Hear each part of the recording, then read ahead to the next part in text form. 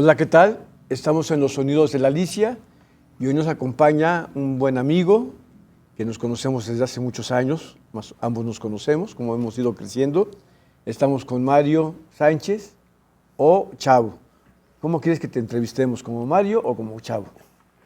Pues como te sientas más cómodo. Yo ya a partir de que cumplí 30, bueno, 25, como que empecé a buscar quitarme el chavo porque no quería que me dijeran chavo los 50. Y ahora pues ya me dirijo más como Mario Sánchez, pero sigo siendo chavo para pues, los amigos y pues para ti, pues chavo, la neta. Muy bien, ¿no? Comencemos con Mario. Vamos a hablar con respeto, claro. Eh, ¿Qué nos podrás definir para ti, quién es Mario Sánchez?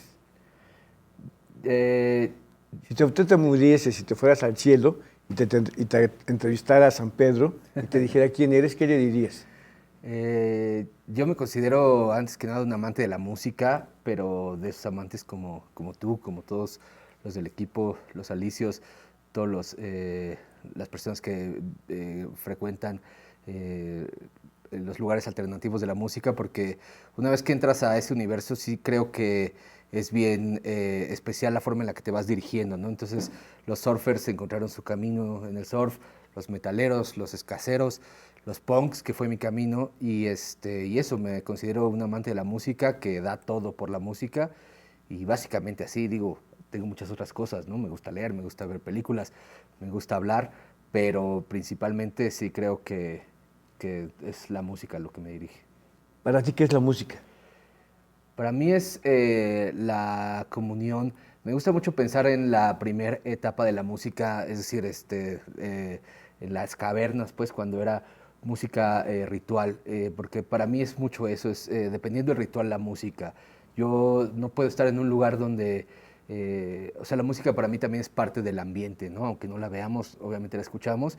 Y si estoy en un lugar donde hay una música que no me hace placentero, pues ya estoy, digamos, un poco incómodo. ¿Sí? Nos Y, pasa eso. y no soy precisamente payaso, pues, o sea, puedo disfrutar lo que sea, pero sí me choca de repente el momento en el que, no sé, estás en un sillón muy cómodo y estás pensando en cierto tipo de sonidos y te ponen, no sé, electrónica bailable. Dices, bueno, sí está bien, pero pues en este momento estoy aquí cómodo y si estoy parado y estoy bailando y son las 3 de la mañana, pues igual y sí prefiero la electrónica bailable que lo que podré escuchar en esta tarde, ¿no? Entonces, sí, para mí es la música, eso, un ritual humano y es una forma de comunicación muy directa que sobrepasa muchas veces a la imagen y a la palabra escrita. ¿A qué edad comienzas a escuchar música y cuáles son las bandas que escuchabas? Yo comencé bien joven porque mi papá es muy fan de la música, mi papá es melómano pues, desde siempre, supongo, y siempre escuché música porque él la escuchaba y mi mamá también, pero cuando yo descubrí como la música y empecé a querer yo consumir música, pues no sé, yo creo que tenía unos 7, 8 años y era un sábado y pasaron en la tele la película del submarino amarillo de The Beatles. Y obviamente pues de dibujos y así, me llamó mucho la atención, le conté a mi papá, tenía el disco, me lo puso, no paré, me hice súper fan de los Beatles y así seguí. Pero Es cuando, la escuela de muchos los Beatles, sí, ¿eh? claro, Sí. pero cuando realmente descubrí la música, no es o sea, como mi mundo, ¿Sí? no es porque esté aquí, pero obviamente por eso me dio mucho gusto y orgullo que me invitaran a esta charla, fue en el Alicia, porque conocí el punk rock por ahí del primero de secundaria, ¿Qué edad tenías? como pues 14, 15 años. Ya venías a la Alicia. Fue la primera vez que vine Ya. porque el primer bajista de Austin pasa, entré al salón en primero de secundaria y el güey traía un cuaderno con fotos de la película Pulp Fiction. Y yo era muy fan de Pulp Fiction, pero en ese momento y a esa edad era muy raro que hubieras visto Pulp Fiction, ¿no? Porque era pues, una película medio de culto y además medio violenta, entonces no era Para normal adultos. que alguien de 14 años la hubiera visto. Y yo de que, órale, ¿te gusta eso? Sí. Nos hicimos amigos, me presentó el punk rock, Rancid, NoFX, Operation Ivy. Y a la par, su hermana era mucho mayor que nosotros y era amiga de Ul Espuma, Big Spin, etcétera. Sí me acuerdo del pase de su hermana. Entonces estuvo bien Sí. chido que empecé a escuchar punk y de repente nos dice su hermana de que, va a haber un show en el Alicia, cáiganle. Y nosotros, ¿qué es el Alicia, güey? Me acuerdo que caímos, porque yo ya había ido a conciertos con mi papá, había ido a ver a Rod Stewart, Pink Floyd, Madonna, etcétera. Y me acuerdo que marqué para ver si podía comprar boletos antes, porque yo pensaba que era un pedo Ticketmaster, ¿no? Este, y pues nada más estaba tu voz de que este sábado en el Alicia, no sé qué. Yo, bueno, lleguemos temprano. Y me acuerdo que Dejaba mi contestadora en el sí, teléfono. con la agenda. Sí. Y llegamos, bueno, con la cartelera. Y llegamos, me acuerdo, como a la 1 de la tarde. El show estaba a las 8:32, ¿no? Y llegamos y tocamos la puerta. Y no sé si abriste tú o alguien más. Y de que, ¿qué pedo? No, pues venimos a comprar boletos. Y se cagaron de la risa. Así de que, que no, pues para que no se acaben. Y nos dijo que nos abrió, no se van a acabar, no se preocupen. Regresen al rato. Pero pues éramos unos morros, nos habían traído nuestros papás. Y alguien de los alicios de ese entonces nos dijo, güey, si no se van a ir, ahí en la esquina venden chelas en bolsa, pues váyanse a chingar una, ¿no? Y me acuerdo que yo y mi compa nos compramos una chela en bolsa y pues estuvo increíble porque entramos a la Alicia ya pues con una caguama encima, a los 14 obviamente pedísimos, y estuvo súper chido el asunto de ver a las bandas tocar y bajarse y estar aquí. Y ahí fue cuando conecté y dije, esto es lo mío. O sea, además el punk hablaba directo, ¿no? No había muchas metáforas, ¿no? Me gustaba The Doors, pero era muy metafórico el asunto. Muy poético el Morrison. Y The Doors... Esto era escupir, el punk rock era escupir. Ajá, el punk era tal cual.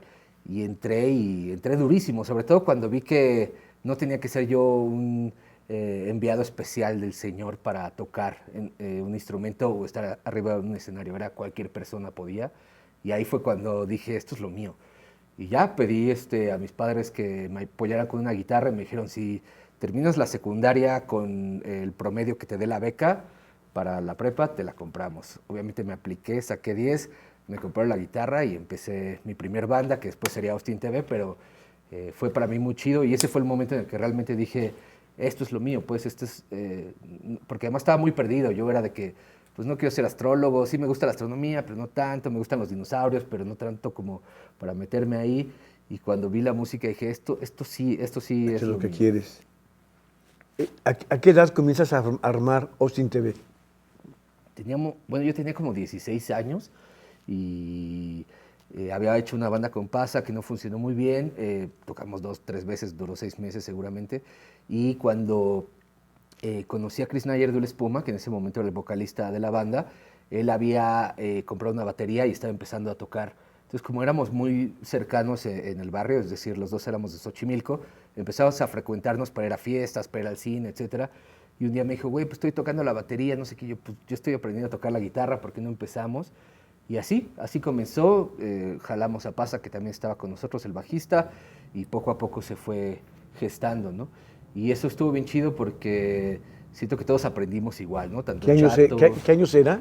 2001, más o 2001. menos. 2001. Ya. ¿Qué bandas escuchaban tú y Chris Snyder en ese momento?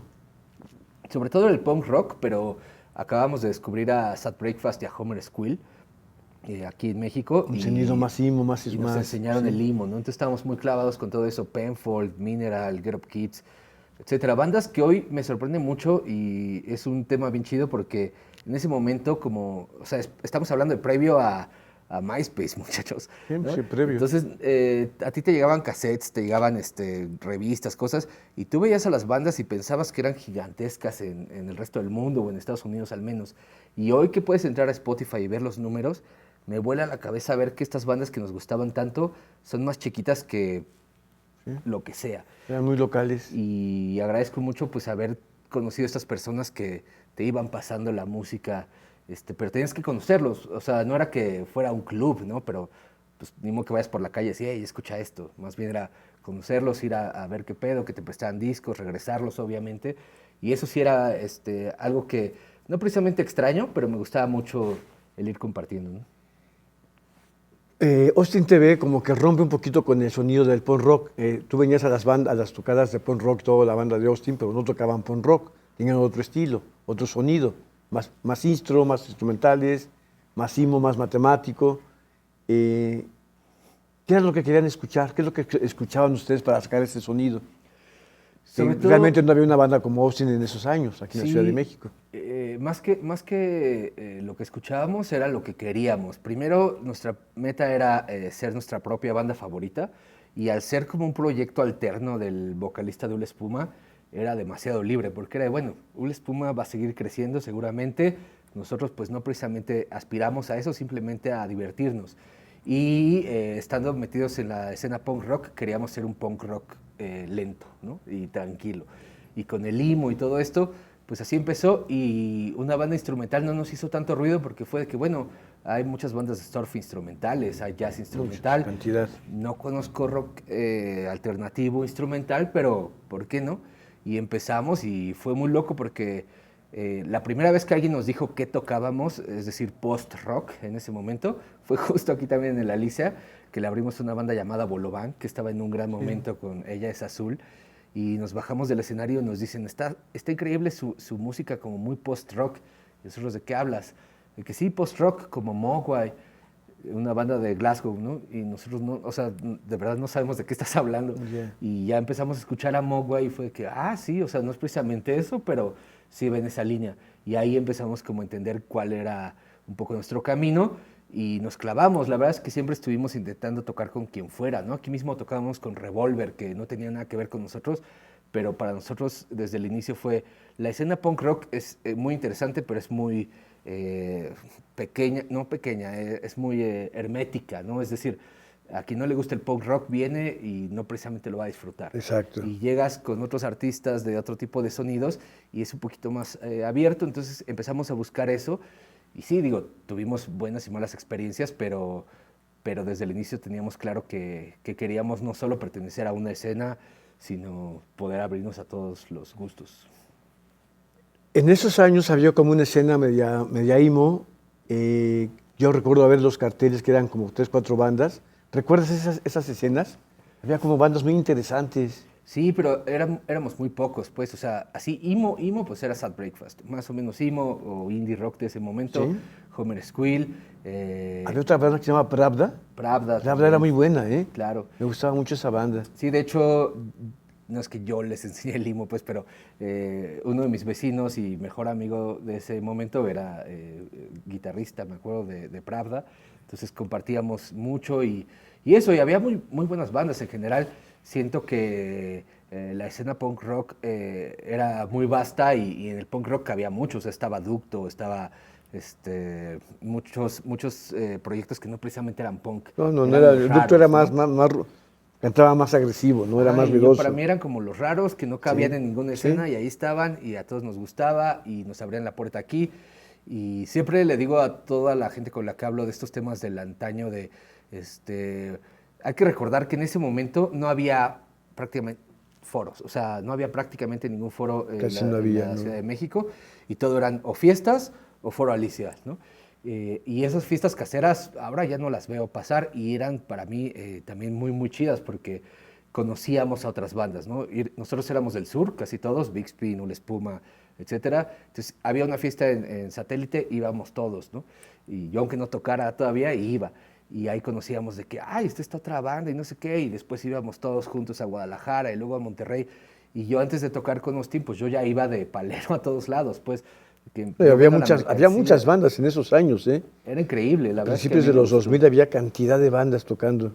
Yo creo que ahora hay más, pero en ese momento había muchas en este género y sobre todo había mucha idea de unidad, ¿no? De, tú me traes te traigo a Zacatecas, llévame al DF, lo mismo Monterrey, y así íbamos topando bandas y siempre llegábamos a algún lado y nos recibía, me acuerdo en Monterrey nos recibió División Minúscula contra Caos y nos quedábamos en sus casas, ¿no? Era una escena muy de hazlo por ti mismo, me acuerdo. Una de las bandas que inician ese movimiento realmente en la Ciudad de México. Sí, esa era la misión, o sea, bueno, la máxima, ¿no? Sí, el hazlo tú mismo y sobre todo era pues una especie de secta, pues, o sea, porque si veías a alguien en la calle con una playera de Ul Espuma, de NoFX, de Rancid, era tan pequeño el público que había para esos sonidos en ese momento previo al internet como lo conocemos, que era inmediato de que, güey, si me pides 5 varos, aquí están, no te conozco, pero sé que tenemos... No, pero sí había muchas bandas, Mario, y había público. No, Yo sí. recuerdo que cuando hacíamos los conciertos de la escena punk rock o con Osti, venía mucha gente, eran unos toquines pesados, fuertes, de tanto público que llegaba. Sí. Recuerdo que llegaban los papás, dejaban a los hijos, se iban y a las 11, 12 venían por ellos. Pero se ponía a tope esos conciertos. Sí existía una escena. Ah, sí, sí, o sea, la escena existía y había muchas bandas, pero creo que ahorita hay más, no precisamente de ese género, pero sí hay muchas más bandas. Pero sí, en ese momento para mí es el momento de oro, pues, no solo en mi crecimiento como ser humano en la música, sino para la escena musical, creo que del punk y lo alternativo, pues sí marcó mucho. Y sí, como dices, venía mucha gente y nunca eran los mismos, ¿no? Digo, muchas veces había un grupo que siempre repetía, pero era siempre distinto. Y Y tocábamos en dentro de Xochimilco la y escena era punk rock otro. eran las bandas y era el público, que era un público muy fiel a ustedes. Era un público que era como una familia grandota, aquí todo el mundo se veía, se saludaba. Yo veía que todos se conocían. Sí, la verdad es que sí. Y sobre todo, te digo, creo que era mucho buscar esa conexión con el otro, ¿no? De que, o sea, porque ahorita puedes conectar de muchas formas. Te sigo en Facebook, te sigo en Twitter, Sí. hashtag tal. Pero en ese momento que no existía todo esto, era muy chido, pues. O sea, para mí era de ley sábados a las 11 de la mañana estar en el Chopo. ¿Para qué? Para Exacto. lo que sea. O sea, me voy a enterar de algún show, voy a cambiar algún disco, voy a comprar algo nuevo, me voy a comer una torta vegana ahí con el tajo base, ¿no? Era, o sea, y ahí me encontraba a todos los de la escena y seguramente nos íbamos a ir a echar una chela por ahí y luego una fiesta. O sea, era ya Era más grupo, de grupos, ¿no? exacto. Algo que inicia, que no sé si lo inicia Austin o lo aprendió muy bien, fue hacer sus productos, el hazlo por ti mismo, sus camisetas, sus diseños, sus pines, sus calcas. Platícanos de eso, porque fue muy característico de Austin Pues eso esa actividad. sí, lo veíamos en los gringos, porque afortunadamente yo tuve oportunidad de ir a algunos shows en Estados Unidos, ¿no? En Los Ángeles, en Chicago. Estaba muy morro, pero pues me tocó y a otros colegas también. Y yo veía que los foros allá, bandas que me gustaban, estaban igual que aquí. O sea, no era un estadio, eran 100 Los locales. personas y yo decía, bueno, pero ¿de qué viven? Entonces analizamos y fue que de la mercancía, claro. Y aquí de repente alguien sacaba sus parches y sus pins y así, ¿Sí? pero no era constante. Y cuando empezó Austin dijimos, bueno, si va a ser un hobby, de menos que no nos cueste. Entonces empezamos a hacer mercancía. Desde el primer show llevábamos, me acuerdo, 5 playeras. Las vendimos. Obviamente a mi mamá, a mi papá, ¿no? Pero las vendimos, ¿no? ¿Sí? Entonces, de esos 5 hicimos 10, de esas 10 y así, y así. Y después empezamos a hacer pins y stickers al punto en el que ya era de que, bueno, no estamos ganando nada por tocar porque pues no tenemos un público para poder cobrar algo o los boletos que estamos vendiendo, pues sí, nos da 1,000 varos, pero no nos cubre gran gasto, pero ya la mercancía nos estaba pagando. Y antes de contratar a un ingeniero de audio, contratamos a alguien que vendiera mercancía para poder subsistir. Sí, lo recuerdo muy bien. ¿En qué momento te das cuenta cuando Austin, de pronto, de tener poquito público, comienza a tener cada vez más público? Cuando se comienza a hacer como Austin la banda de la generación. Pues no sé si me di cuenta de eso en ese momento, creo que hasta más bien después que acabó, bueno, o que paramos, me di cuenta que habíamos sido quizá una banda generacional, pero yo me di cuenta que Austin estaba haciendo las cosas bien cuando ya en los shows no veía a ningún amigo, o sea, ya era pura gente que no conocía y que ya después repetían y los íbamos conociendo, ¿no? Pero cuando ya no vi a ningún amigo de la escuela, ni a mis primos, ni a mis papás y así, como que fue cuando dije, órale, esto, algo está pasando, pues. Y me acuerdo que hicimos un show aquí con San Pascualito Rey, que fue la primera La vez que cola hicimos un show estuvo doble, ¿no? enorme, enorme, enorme, enorme, sí. Y Hicimos 2 fue conciertos. impresionante, pues. Y esa fue, yo creo que la primera vez que tanto San Pascualito como Austin nos dimos cuenta de que algo estábamos haciendo bien. Sí, los recuerdo muy bien. ¿Cómo es que comienzas con la inquietud de querer grabar tus demos en el Alicia y un disco en el Alicia? Platícanos de eso. Pues no, nosotros desde el inicio tuvimos mucho amor por Alicia, sobre todo porque era el foro que nos daba el espacio, pero yo desde el inicio, pues, como te decía, aquí, digamos, me enamoré, pues, y cuando supimos que podíamos grabar aquí algo y que podíamos acceder a eso, era un precio muy económico, el primer EP pagamos creo 5,000 pesos, ¿no? Sí. Eh, El Chilas lo grabó. Sí. exacto. Entonces, pues para nosotros fue así, de, güey, pues claro, hay que hacerlo. Y con esa experiencia que estuvo bien chida y pensando que podíamos hacer otro disco ya con la distribución de Discogs Alicia, pues fue cuando dijimos, pues hagamos el que Disco sigue de así. grabaciones.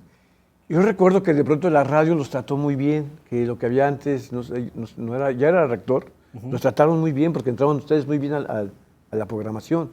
Eso fue de suerte. O sea, yo siempre, ahora que me dedico más del lado del escritorio, pues, de la industria de la música, siempre digo de que también es mucho suerte, pues, porque tú puedes hacer todo lo que, o sea, puedes tener toda la inversión del mundo, tener las mejores canciones y así, y si no tienes suerte, igual no pasa.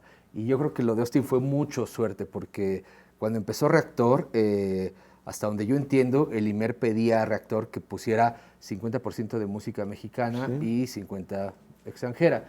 Al ellos querer proponer nuevos sonidos y refrescar un poco la escena, pues se fueron a ver qué había por ahí. Les funcionó muy bien a Rulo.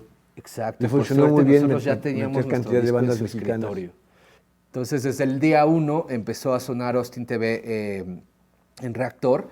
Y te digo, fue mucha suerte, porque si no hubiéramos tenido ya un disco previo y un público, creo que no hubiera sucedido. Lo más loco fue que, no me acuerdo si la primera semana o la segunda semana de Reactor, una de nuestras amigas cumplía años y siempre hacía una tocada en un jardín.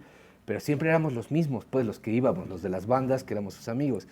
Y en ese momento estaba su fiesta de cumpleaños y por alguna razón los de Reactor se enteraron y la empezaron a anunciar. Pero como si fuera el Concierto. Palacio de los Deportes. Era la casa pues. Kramer, ¿no? Kramer. No, fue un caos, me acuerdo esa Fue fiesta, una ¿eh? loquera, Sí. pero absoluta. Tocábamos Homer Squill, Austin, Sad Breakfast y alguien más quizá. Y esperábamos pues a los amigos y de repente empezó a llegar gente y gente y gente. Era un jardín muy grande, yo creo que había unos 500, pero tuvieron que cerrar la puerta y la gente se subía a la barda y Para brincarse. brincaban. Ya no cabíamos, llegó la policía. O sea, fue una locura y ese día creo que todos dijimos, órale, creo que ya no podemos seguir haciendo este tipo de fiestas así nada más, hay que empezar a profesionalizarlo, ¿no? Un abrazo y un saludo a las hermanas Eita, que eran las dueñas de la casa Kramer. Así es.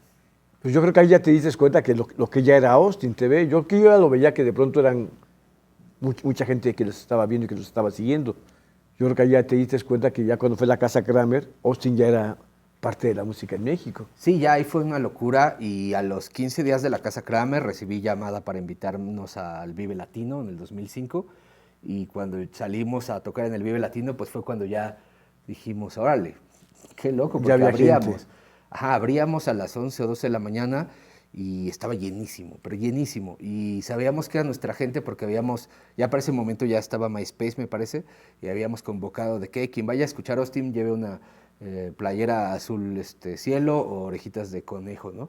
Y salimos al escenario y muchísimas orejas de conejo, muchísimas playeras azules, y eso fue bien chido, o sea, obviamente salí y lloraba, ¿no? De la emoción porque sí que fue muy especial para nosotros. Ya. ¿Cómo es que de pronto el segundo disco lo grabas con la disquera de Balbi? ¿Y cuál es el contacto con Balbi? A partir de La Última Noche del Mundo, que fue el que hicimos acá en Alicia, empezamos a turear un montón, empezó a funcionar, empezamos a recibir pues más atención de diferentes sectores. Ahí fue cuando la música cambió un poco en la Ciudad de México, ¿no? Llegan Ajá. nuevas bandas. Claro, porque Reactor y también empezaron otros medios, ¿no? Indie Rocks, etcétera, Marvin. Entonces empezó a tener cierto auge y empezábamos a ver pues ya dinero, pues, ¿no? O sea, no miles de pesos, pero ya veíamos ganancias y la gente de Monterrey, en específico Katsup, que era tecladista de Surdoc, no en ese momento ya, pero era del colectivo Happy Five, nos dijo, no gasten en un estudio, o sea, no le paguen un estudio, más bien hagan el suyo, Sí. y con eso dijimos, puta, qué buena idea. Entonces ahorramos un montón de dinero, compramos primero una camioneta y después empezamos a comprar cosas para el estudio, rentamos una casa en Villacuapa y estábamos grabando el disco y hicimos un show en Cultural Roots, ahí en el centro. Sí. Y fue una locura, o sea, ese show fue de verdad una locura, llegó demasiada gente. Y ahí llegó Juan de Dios Balbi y nos dijo que nos quería apoyar para pues, ayudarnos a crecer más. empezamos a hablar con él, estábamos grabando ya el disco y necesitábamos unos preamps que se llaman NIB, que casualmente Tacuba tenía en el estudio, pero no los podíamos sacar, teníamos que irlos a usar. Como Tacuba estaba en receso, empezamos a ir al estudio a usarlos y ahí estaba Meme. Entonces Meme empezó un poco a opinar, se metió hasta el punto en que tuvimos que preguntarle de que, oye Meme, ¿qué somos?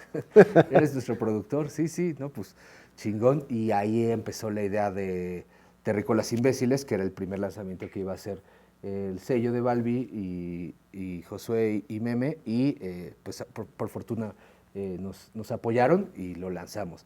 Sobre todo porque era un disco muy ambicioso, ¿no? Tenía todo este libro, que estábamos buscando un sonido muy específico, es decir, sí fue mucho una ayuda porque nosotros solos lo podríamos haber patrocinado, pero hubiera quedado un poco menos impresionante. Y en ese momento comienzas a tocar con bandas ya aquí en la ciudad, ya en lugares más grandes, y con bandas del extranjero.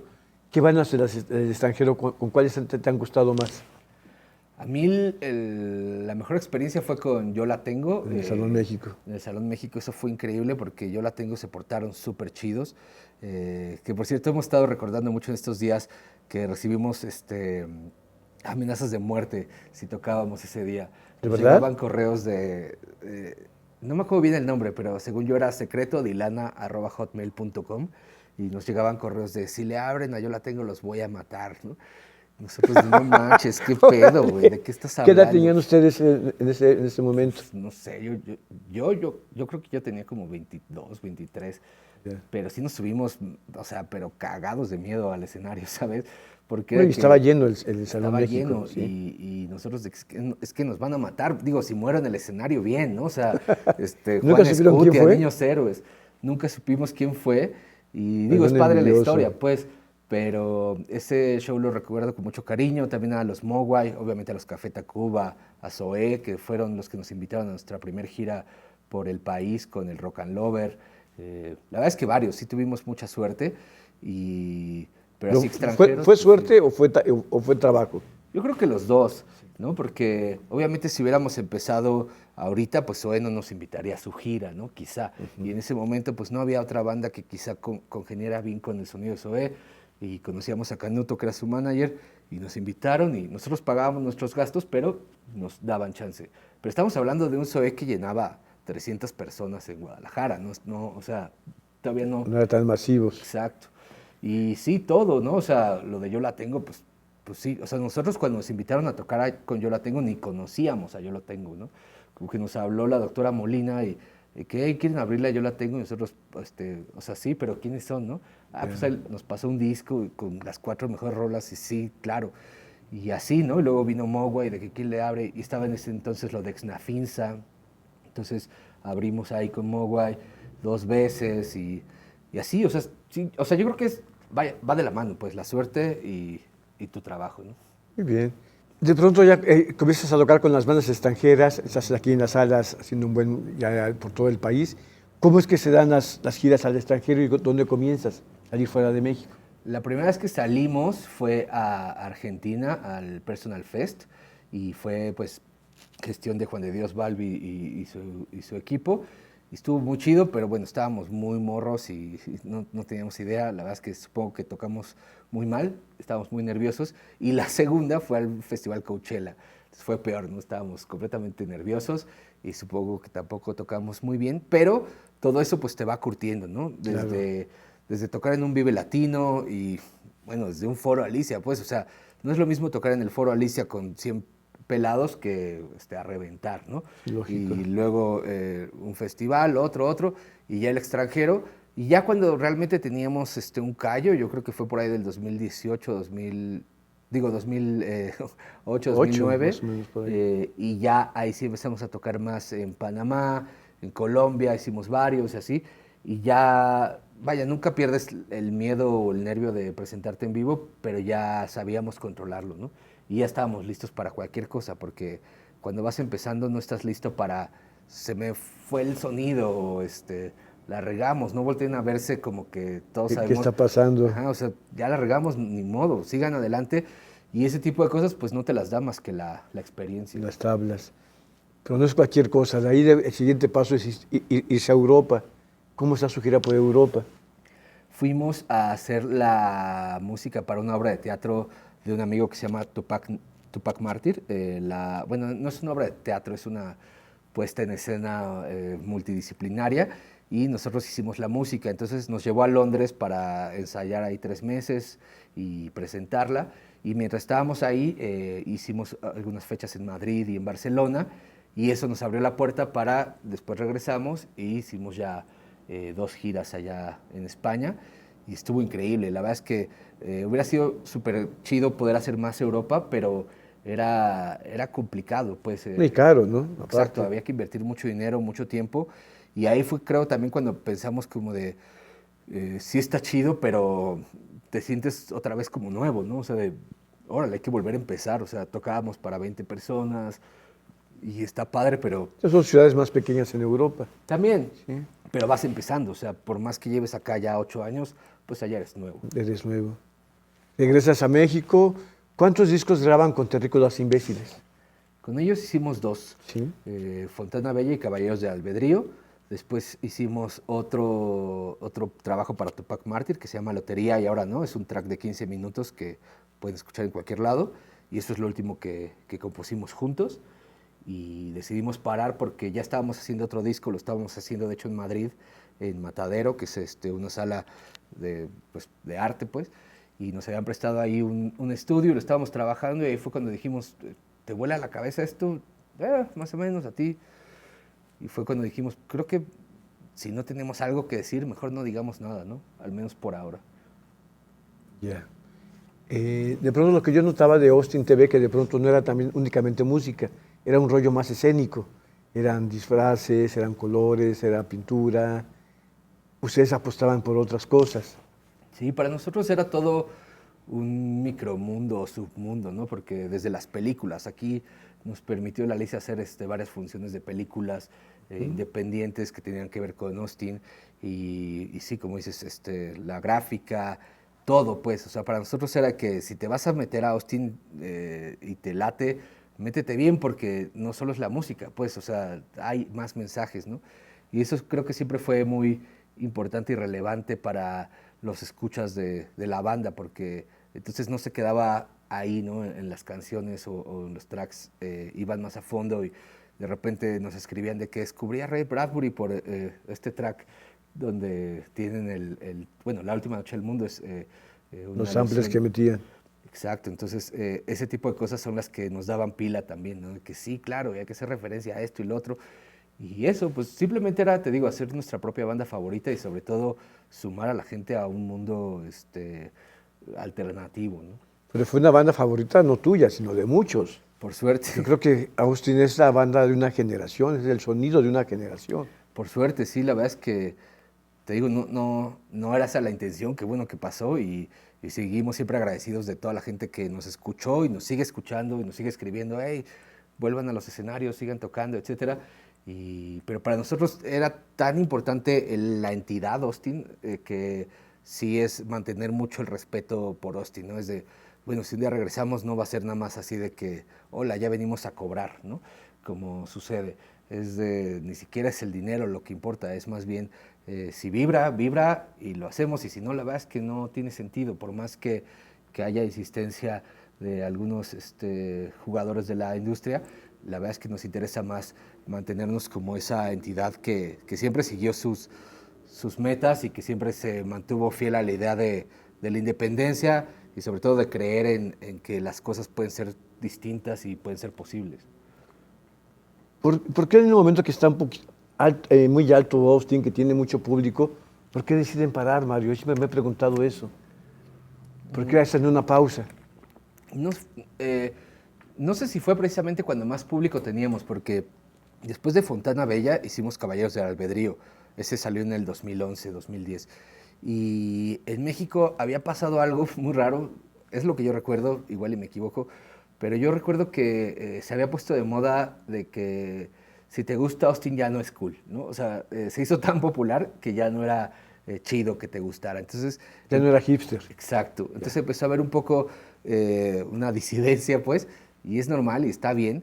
no es queja, más bien cuando salió Caballeros de Albedrío, que fue un disco mucho más ambicioso, Mucho más trabajado. mucho más Mucho trabajado y más. también mucho más loco. O sea, nadie de los Austin cree que el público se equivoque porque no sea su disco favorito, ¿no? O sea, creemos que es correcto que el favorito sea el primero, o Fontana, o La Última Noche, pero para nosotros, Caballeros sí es el favorito porque es el disco que, como yo siempre digo, es mi tesis como músico, ¿no? Nos puso No al te límite. graduaste.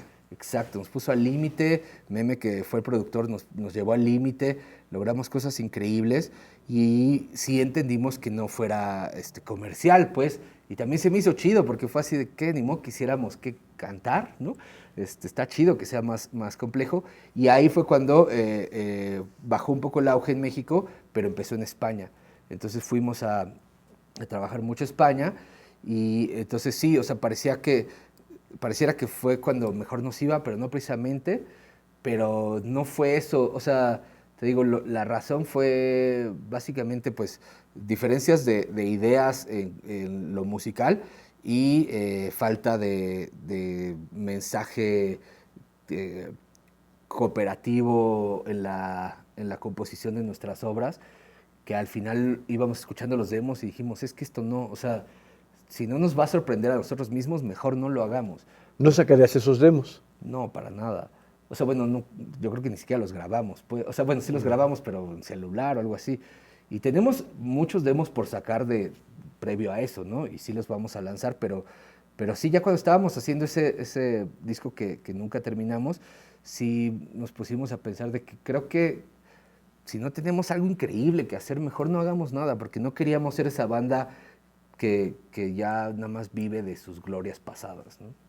Y que cuando ves a los otros integrantes de Austin, ¿qué pasa? Cuando ellos te dicen que hay que hacer, o por qué parar, o por qué no seguimos.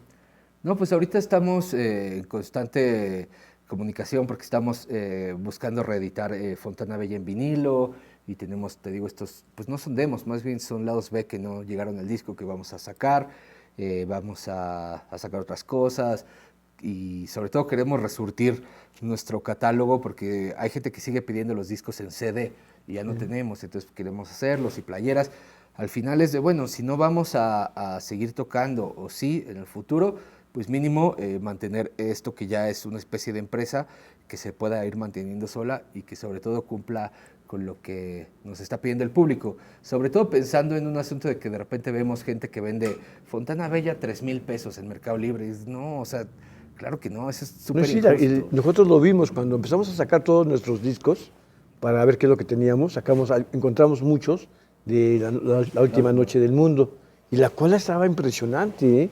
Yo me quedaba asombrado cuando sacábamos los discos, cuando anunciamos que iban a estar algunos discos de Austin, la cola que se armaba, que se hacía, ¿eh? Está bien chido. La verdad es que lo agradecemos mucho y es súper, o sea, de verdad honrados, pues. Pero te digo, sí queremos que si alguien va a pagar algo, que no pague 3,000 No, pesos, que exacto. pague lo real y que eso permita que sigamos maquilando cosas y dando eso que está pidiendo el público. Y si en algún momento decidimos hacer algo, pues bueno, que ya esté más o menos montado todo. Yo no creo que la puerta de Austin se haya cerrado, ¿eh? Yo creo que No, yo creo que si regresamos a hacer algo será, no creo hacer un disco, no lo sé, pero lo que sí hemos hablado es de, bueno, podríamos hacer una gira como del adiós, porque tampoco nos despedimos, ¿no? hace Simplemente falta, ¿no? ni siquiera anunciamos el último show, anunciamos que iba a haber un show, que era el aniversario de 10 años de La Última Noche del Mundo, pero también te digo, esas cosas son las que me gustan como de suerte y coincidencias, ¿no? De que La Última Noche del Mundo fue el último show de Austin en la Ciudad de México, pero no se anunció como el último show hasta ese momento. Y son de esas coincidencias que le van dando un significado bien chido y bien especial a todo lo que hicimos. Si de pronto en esta pandemia, que casi hace un año que no hay eventos, que no ha habido conciertos, si el Vive Latino te buscara para que tocara Austin TV, ¿qué pasaría? No, pues nos ha buscado varias veces, por suerte, y se los agradezco. Pero es que te digo, no es tanto o sea, invitaciones hay y ganas hay, pero cada uno está en diferente momento de su vida. No, hasta que no veamos que realmente como que los cinco estamos en la misma, pues no lo vamos a hacer. Creo que está bien, pues, o sea, creo que no es forzoso esta banda que siempre está regresando, que siempre se está yendo, ¿no? si un día fluye, fluye. Porque te digo, para nosotros lo más importante era la entidad Austin y creo que también para quien nos escuchaba, ¿no? No Ya. sería chido regresar y que no estemos fluyendo entre nosotros, ¿no? No sé, no, No creo que pasara eso, ¿eh? no, pero son de las cosas que pensamos de que a nosotros, como escuchas, no nos gustaría ir a ver una banda que regresó por una langosta. ¿Me explico? Lo que a veces hace falta. Sí, sí, pero mientras no sea necesario, ¿no? Sí, estoy de acuerdo Pero contigo. también es chido esta idea de que, o sea, a mí me gusta mucho la idea también de que siga como el mito ahí y agradezco mucho que el público siga escuchando y pidiendo que regresemos y eso porque no lo veo con todos los artistas de mi generación que ya no tocan y realmente pues llena de gusto y nos, o sea, nos hace sonreír pues y nos pone de buenas y nos motiva a hacer esto, o sea, ahorita estar en contacto todos y tener un chat de WhatsApp entre los Austin y estar viendo esas cosas, pues sí que es, Prende, ¿no? digamos, Motiva claro, y mucho. es el inicio de, repito, no es que nos hayamos peleado, pero sí, claro que fue de, bueno, distanciémonos un rato Ay, ya sé bien, es sano. para respirar. Y ahora que estamos retomando cosas, pues está bien chido sentir eso y ver el apoyo del público y planear. Y, güey, ¿cómo ves este vinil verde o amarillo? ¿No? Pues verde, está increíble. Y eso, la verdad es que está súper chido, pero sí es mucho más bien por respeto a esa entidad que si El lo volvemos a público. hacer tiene que ser por una razón. Digo, por respeto al público sí, pero si fuera nada más por eso, pues lo haríamos, ¿no? Pero es más como esa entidad Austin que es, güey, tiene que ser así, ¿no? Y El concepto, exacto, y no importa lo que pague alguien. Obviamente si regresamos, pues ojalá que tengamos lo más posible para hacer la mayor cantidad de cosas posibles, pero no es eso lo que nos detiene. Y si de pues. pronto encuentras en las redes que su público les pide tocar, que regresen a tocar, ¿qué pasaría? No, pues todo el tiempo lo piden, por suerte, pero pues no, por ahora hay que esperar, hay que esperar. O sea, no está fuera del mapa la idea, nada más. O sea, yo personalmente estoy muy metido en mi carrera de distribuidor musical en línea. Chris Nayer está tatuando, Chio tiene un hijo eh, muy pequeño, está viviendo en Londres, Rata tiene su empresa de producción audiovisual. Es decir, cada uno de nosotros está haciendo cosas, ¿no? Ya. Entonces Están tiene activos. que ser un momento en el que de verdad todos digamos, creo que puedo soltar lo que estoy haciendo, ya corre solo y podemos dedicarnos 1 o 2 años a darle No, sí, forma de a esto. nuevo. Qué bien. Porque la verdad es que no es fácil pues montar Austin, o sea, Austin es mínimo, yo creo 1 año, yo creo. Chris Nair dice que es quizá menos, ¿no? Pero yo creo que es 1 año de ensayos, juntas de producción, crear otros nuevos trajes, la imagen, todo. Entonces no es nada más enchilame esta, ¿no? Ya. Y como Mario Sánchez, yo veo que te llevas muy bien con la gente de la escena. ¿Quiénes son tus mejores amigos de la escena musical, Mario? Veo que te llevas Pues con muchos. ahorita con quien más hablo es mucho Axel Catalán, Negro. Me llevo muy bien con los chicos que se llaman Pachará de Puebla, con estos chicos Young Tender, Ampersand de Guadalajara, me encantan. eh, bueno, obviamente con Dolores de Huevos, con, eh, con Andrés Canalla. La verdad es que un montón, Sí, hay afortunadamente. muchos, yo veo que te llevas con mucha Sí, gente. sí, Y veo que me has mencionado compositores, que ese es el Negro y el Axel Catalán, que son excelentes, claro. son muy buenos escritores de canciones. Sí, ahorita estoy trabajando con mucha gente que admiro muchísimo y perdón si no los mencioné, pero fueron los primeros que vinieron a la mente, pero sí, o sea, me gusta dedicarle el tiempo necesario a quien sea y cuando empiezo a tener una relación más constante, pues es súper chido, pero a mí me da igual si el artista me gusta su música o no, porque ahorita ya no trabajo nada más con lo que me gusta, ¿no? También con proyectos que no precisamente son de mi agrado, pero empiezas una relación y empiezas a hablar y de repente ya te das cuenta y sobre todo ahora en la pandemia pues me doy cuenta de que no manches, he hablado más con estos güeyes en plan trabajo que con mis amigos, ¿no? Sí, a veces pasa eso. Entonces, bueno, ya son mis amigos, pues, y seguimos y me gusta un montón. La verdad es que con Kill Aniston, con José Guijosa, con Gabo de Anapura, que es de mis amigos más cercanos, ¿Cuál es tu relación con Long Shot? con Longshot no hablo muy seguido, no somos súper cercanos, pero Ya. sí, chingón. Me invitó a tocar en el Metropolitan, inventamos ahí una pelea en línea que estuvo ¿Sí? muy divertida. Luego te lo Eh, pregunto, sí. Sí, no, nos llevamos súper bien, pero no, con él no ni trabajo ni Ya. tenemos mucha relación, simplemente pues amistad de Coincidieron. colegas, exacto. Pero sí, hay mucha gente que yo no imaginaba, pues, o sea, la gente de Ampersand, ¿no? O luego Pues hablo son muy mucho buenos. con, estuvieron el otro día en otro Sonidos de la Alicia, mencionabas a León Chávez Teixeiro, ¿Sí? que Que estoy, Kevin es guitarrista de León Chávez. exacto, y ¿Sí? estoy trabajando con un productor que no recuerdo ahora su nombre, pero está subiendo música de León Chávez, Josué y Vergara, exacto. que también es pandilla de los Ampersand. Exacto. Y así me voy enterando de sonidos, de gente, ¿no? Que está ahí y que muchas veces no tiene la visibilidad que merece, pero me gusta un montón que siento que mi posición, y por eso para mí es muy importante mi posición ahorita, porque soy el músico independiente que empezó de cero, logró ciertas cosas y ahora está de este lado del escritorio buscando o abogando en favor del artista, ¿no? Pero antes de llegar a ese punto de lo que estás haciendo ahora, cuando hace la pausa Austin, ¿qué es de Mario Sánchez? ¿Qué es lo que haces? Pues paramos ya hace casi 8 años. El primer año o los primeros dos me puse, o sea, bueno, me puse a llorar y luego, pues Literal, lo hizo. sí, y a pensar qué hacer, ¿no? Porque eh, lo más normal era conseguir un trabajo y listo, pero como que yo dije, no, yo quiero estar en la música, no precisamente quiero seguir arriba del escenario, pero quiero estar en la música y entonces puse pautas, ¿no? No quiero que la carrera de alguien dependa de mí, no quiero dedicarme a hacer shows porque es mucha presión y mucho riesgo, y fui poniendo esas líneas hasta que llegué a esto de la distribución digital. Entonces dejé de dar clases, bueno, empecé a dar clases de guitarra para niños en una escuela que se llama School of Rock, ahí en el sur de la ciudad, y cuando vi que ya estaba funcionando lo que yo estaba imaginando, pues dejé eso y me clavé de lleno. Y después me contrató CD Baby para representarlos en México. Entonces, pues no fue rápido, no fue sencillo, pero sí fue, o sea, fui directo, pues, ¿no? De que quiero seguir en la música, porque si no, o sea, me ofrecían, o sea, yo no tenía trabajo, pues me ofrecían de que, oye, ¿no quieres llevar un refrigerador de aquí a Monterrey? Te pago 2,000 varos. Y dices, puta, pues tengo un montón de hambre, la verdad es que sí podría tomarlo, Ya, pero eso me distrae de esto otro. de lo que querías hacer, ¿no? Entonces, mira, prefiero comer bolillo 2 semanas más, pero creo que voy a encontrar algo aquí. Yo recuerdo que yo he platicado contigo y también el rollo social de los músicos y de la música te interesa mucho, como que es de los músicos, ¿no? Que a veces están muy desprotegidos.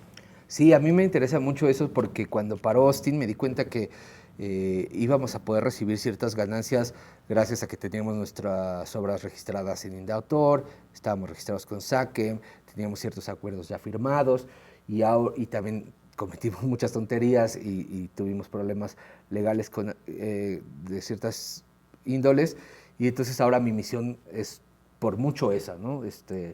O sea, yo me tomo el tiempo que sea necesario de que, a ver, ¿vas a firmar? Sí, a ver, cuéntame. Ah, no, esto no, mueble. Yo no soy abogado, pero yo sé de entrada que esto no. Y si de plano no puedo, aquí está el teléfono de un abogado, ve y háblalo, porque sí veo que hay mucha gente que no precisamente se quiera pasar de lanza, creo que ya casi que no existe esa gente, pero sí que no le están dando el mejor trato al artista, ¿no? Entonces busco mucho eso y busco también una armonía interna en los proyectos, ¿no? De que, oye, sí, está chido que todos estén invirtiendo, pero hagan un acuerdo cuánto está invirtiendo cada uno, tengan una cuenta a la que puedan acceder todos para que no haya problemas Un por poquito de dinero, ¿no? asesoría, ¿no? Exacto, que si hay Asesor. problemas sean por la música, no porque, oigan, había 10,000 pesos y ya no hay nada, ¿no?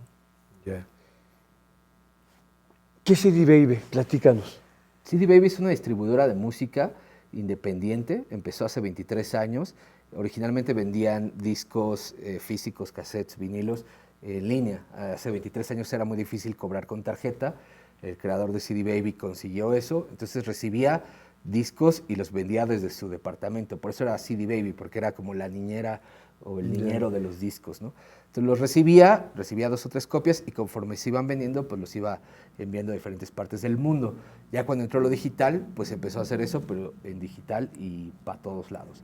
Entonces, para mí es bien chido trabajar y representar a CD Baby porque representa mi mentalidad como músico, ¿no? Eres independiente, no firmas un contrato de exclusividad ni de temporalidad forzosa, es decir, eres libre, cuando tú quieras te puedes ir, y tenemos este lado de educación, o sea, tenemos todo el tiempo del mundo para decirte, mira, se hace así, esto es así, esto es así, y eso es lo que más me gusta, o sea, creo que es lo que me representa, y creo que es lo que me ha dado este impulso, pues, porque hablo con un músico que no conozco, me presenta a otro, y va pasando la bolita, y así conocí a Josué Vergara, a Lozán Persán, a Axel Catalán, a Negro, porque yo empecé pues hablándole obviamente a Bigspin, a División Minúscula y así a los que Toda la conocía. pandilla.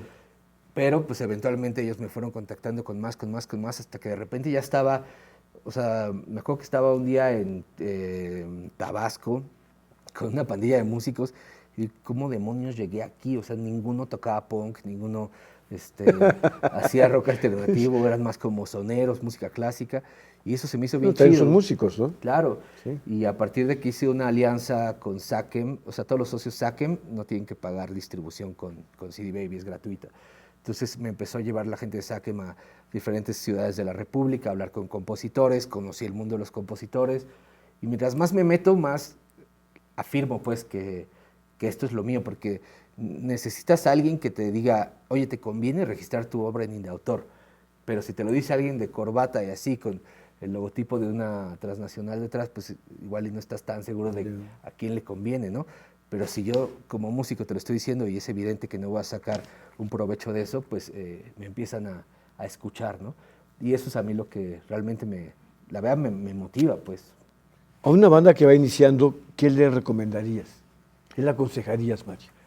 Pues primero o sea, primero que decidan un gran nombre, ¿no? Antes, pues estabas en México y podías llamarte igual a otra banda de Rusia y quizá nunca nos íbamos a enterar. Pero ahorita sí es muy fácil enterarse, métanse a internet, busquen, que no hay un nombre igual y después de eso, pues que sean únicos, que se diviertan, que no busquen ir con la moda, que no busquen, o sea, que busquen realmente divertirse y pasarla bien y crear algo, si quieren el camino alternativo. Entonces, ese es el camino, ¿no? O sea, pasársela increíble, disfrutarlo y experimentarlo. Si quieren llenar estadios y ser una estrella de pop, no está mal, pero el camino es otro. Hay que contratar a un productor, hay que contratar a un compositor, un estilista, hay que estar a dieta, ¿no?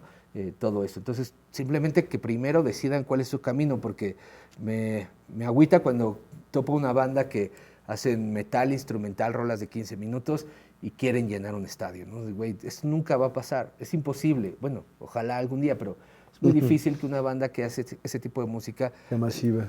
sea masiva. Entonces debiste haber desde el inicio entendido que, o sea, querer ser famoso no está mal, no es lo que yo buscaría, pero no está mal. Pero entonces el camino para ser famoso es este y el camino para hacer música, un arte verdadero, es este otro. Y con eso yo creo que estás del otro lado. Y ante todo que estudien los músicos, ¿no? Porque Bueno, sí, eso, es o sea, una estudiar técnica, música, aprender, escuchar, ir a shows, conocer a otros músicos. O sea, a mí me agüita mucho cuando me marcan y me dicen, oye, pero es que ¿cómo consigo shows? Y yo, pues ve a, ve a shows, ve a foros, ¿no? Ve a conocer otras bandas. Es imposible que si no te conoce nadie, contrates a alguien y te consiga shows. O sea, eso es para otro nivel. Ya cuando de verdad no puedes tú buquear tus propias fechas, pues sí hay que contratar a alguien. Pero ¿no? Ahora estás del lado de la industria y eres una parte de una plataforma grande. ¿Cuál es tu opinión sobre la radio, los medios y las agencias? yo creo que la radio es súper importante porque sigue llegando a un montón de rincones que no llega el internet, pero hay que pensar que la radio ya no es quien decide el gusto del público, ¿no? Entonces hay que darle al público lo que necesita y muchas veces lo que necesita es,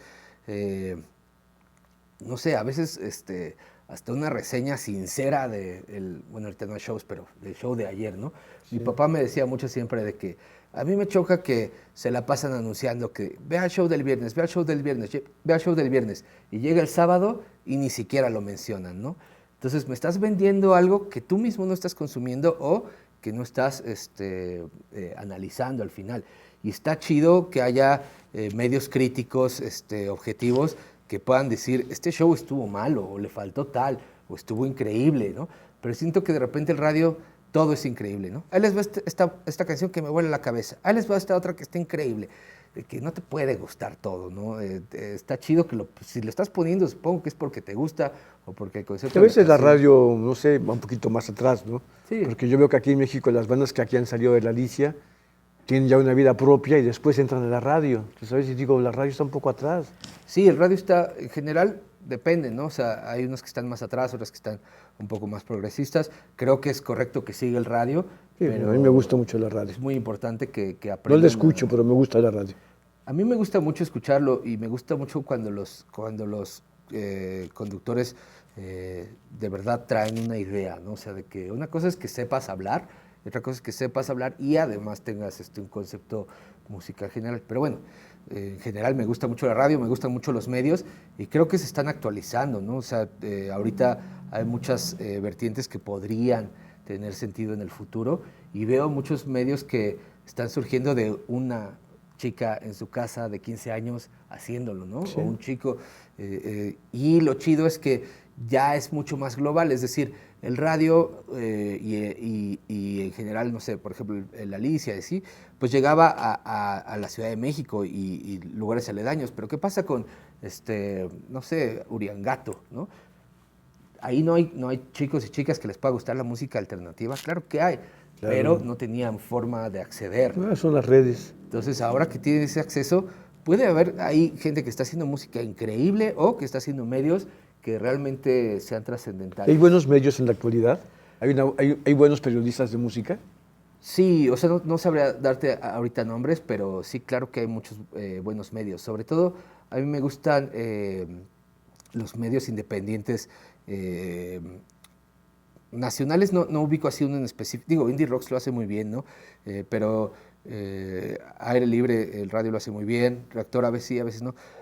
Pero medios independientes extranjeros me gusta mucho KXP, ¿no? Que tiene una curaduría y una propuesta muy clara.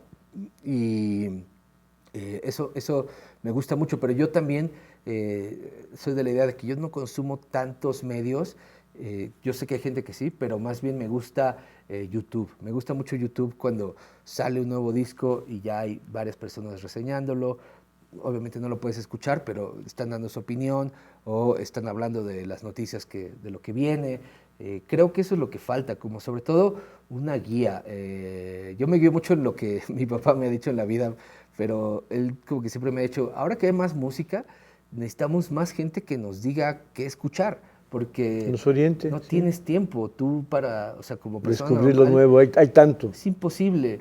Y no veo mucha gente que nos diga qué escuchar, ¿no? O sea, y obviamente no puedes decir, escucha lo nuevo de Katy Perry, lo nuevo de Drake y lo nuevo de Manu Chao. No tiene nada que ver. O sea, obviamente necesito que me hables de Manu Chao, de La Renga y de, ¿no? No hay mucha música a nivel mundial. Claro, pero tienes que o sea, tiene que ser universo. comunicadores que conecten con lo que a ti te gusta. Y no digo que tenga que ser sectario, de que nada más te guste el reggae o el punk, pero es evidente que si me gusta mucho Manu Chao, pues sí, puede que me guste una o dos canciones de Katy Perry, pero me tiene sin cuidado su nuevo disco, ¿me explico? Ya. ¿Qué crees que vaya a pasar con la industria pasando esta pandemia? Pues ojalá de entrada pase la pandemia, regresen los shows. Yo le apuesto mucho a que en cuanto regresen los shows, vamos a estar todos aquí metidos, ¿no? De verdad que tenemos muchísimas ganas de salir a escuchar música, que es lo más chido que hay, ¿no? Escuchar música con otras personas y a gran volumen. Creo que también vamos ahorita se está rasurando un montón de proyectos que no tenían sentido, ¿no? O sea, ya había muchos proyectos que realmente lo hacían medio por moda y eso, y ahorita pues ya no tiene sentido que lo hagan por moda porque ni van a llegar a ningún lado, ¿no? Entonces, creo que se van a mantener los proyectos reales. Creo que también el público y, bueno, primero el artista va a aprender a cobrar por lo que hace y va a aprender a generar otras formas de... Yo me quedo asombrado de Marita que acabas de mencionar eso, que a veces las entradas de hace 20 años, 25 años para acá son las mismas. El primer show no de la entiendo, Alicia de Austin costó Sí. 40 varos. Sí, yo a veces, Y yo antes de la pandemia veía shows de 20. sí, yo no entiendo eso, ¿eh? Digo, ¿qué onda con las bandas? Pues ¿Por es que qué? siempre dicen, no, pues es que si no, no van a ir. Y yo de, güey, ¿tú crees? O sea, yo nunca he escuchado a alguien que me diga, ay, si hubiera costado 40, no, sí iría, pero como cuesta 80, pues mejor no voy. güey, pues si quieren ir, van. Y mejor que te paguen un poquito más a que... Yo creo que de pronto los músicos no valoran lo que hacen, es su trabajo. Yo de ver que se está cobrando casi lo mismo de hace 25 años para acá, me quedo asombrado. ¿no? Y yo siempre les digo, güey, ¿cuánto cuesta un café? Una cajetilla de cigarros. Lo que sea, o sea, en donde sea, pues cuesta más que la entrada de tu show. Y la entrada de tu show se tiene que dividir entre todos los participantes, entre todo el lugar, etcétera. Entonces sí, aprender a vender el trabajo y aprender a ganar de otras formas, porque me sorprende a mí mucho que muchos artistas no venden mercancía, ¿no? Entonces es como, ¿pero por qué? Pues, o sea, es la forma más sencilla de capitalizarte. Entonces, vender mercancía, aprender eso. Ahorita creo que también va a haber muchos artistas de todo tipo, o sea, no solo músicos, escritores, pintores, directores, creadores de cine, pues, que van a hacer obras maestras, pues, porque están ahí encerrados y seguramente hay mucha gente creando. Entonces, Están produciendo. estamos esperando, pues, las obras maestras de esta generación y está bien chido. Yo creo que el arte nunca va a parar, evidentemente, pero sí también el público, yo creo que después de la pandemia va a apreciar mucho más, ¿no? O sea, de que bueno, ya viste cómo es una vida sin música en vivo, pues bueno, si ahora cuesta 150 el boleto, creo, entiendes la valía, ¿no? Ya. ¿Qué es lo que estás escuchando ahora, Mario? Ahorita estoy escuchando... ¿Qué es la música que escuchas? Me gusta mucho el jazz, bueno, no se llama jazz, pero le llaman lo-fi, pero no precisamente lo-fi. Me gusta como esta idea de la música con acordes y rítmicas de jazz, pero con sonidos más de hip hop, incorporando la electrónica, con o sin letra. Prefiero sin letra porque estoy trabajando todo el día y me ayuda a fluir. Bandas por nombrar, Jungle by Night, me encanta. Estoy escuchando mucho Tortoise, que bueno, ya es viejo, pero sigue ahí. Y estos playlists que hacen los curadores de las plataformas como Spotify, que de verdad son impresionantes. O sea, sobre todo los de Spotify, hay muchos que yo sí me quedo de que, órale, ¿de dónde están encontrando estos sonidos, no? Y de México, bueno, me gustan muchísimos artistas, los que ya mencioné, Entre Desiertos, de Tijuana, Anapura, Vinum Sabati. La verdad es que sí escucho de todo, pero el diario sí prefiero un asunto jazz, hip hop, lo-fi. Más jazz, sí. Ya. Para terminar, a los espacios como el tipo de la Alicia, ¿qué consejo nos podrías dar? Que de pronto a los músicos les preguntamos mucho, pero también queremos saber qué es lo que nos falta a nosotros, ¿no? En un momento dado. Pues la verdad es que no lo sé. O sea, es que, o sea, para la Alicia siento que siempre todo lo que hemos pensado desde el inicio de que podría mejorar esto y lo otro, pues siempre más o menos se ha ido mejorando, ¿no? Que el sonido, que las luces, que Sí, lo intentamos. exacto, y se ha ido mejorando. Y por lo mismo creo que muchos foros de la Ciudad de México han desaparecido, pues, porque igual empezaron así completamente pomposos o de tacuche, pues, pero al final la misión no sé, desconozco, pues. Pero un consejo sería, pues, ojalá puedan aguantar y no rendirse, porque sí estoy seguro que en cuanto pase esto, de verdad que vamos a estar todos metidos por acá. Y eso, y agradecer más bien la apertura sonora que hay, ¿no? Que siempre es chido un foro como la Alicia, que no es el foro del punk o el foro del son jarocho, ¿no? Es el foro de todo tipo. Eso está bastante chido. Pero fuera de la Alicia, pues a otros foros, pues de que, güey, no cobren mesa, pues igual no me quiero ir a poner una peda, nada más traigo para una chela, no me obligues a consumir. Busca horarios amigables, ¿no? Que me permitan llegar en metro e irme en metro. Ese tipo de cosas. Y si es posible que sea para todas las edades, con sus respectivas restricciones de pulsera o sello o lo que sea, pues mucho mejor, porque la música no empieza a gustarte a los 18 ni a los 21, ¿no? No, para nada.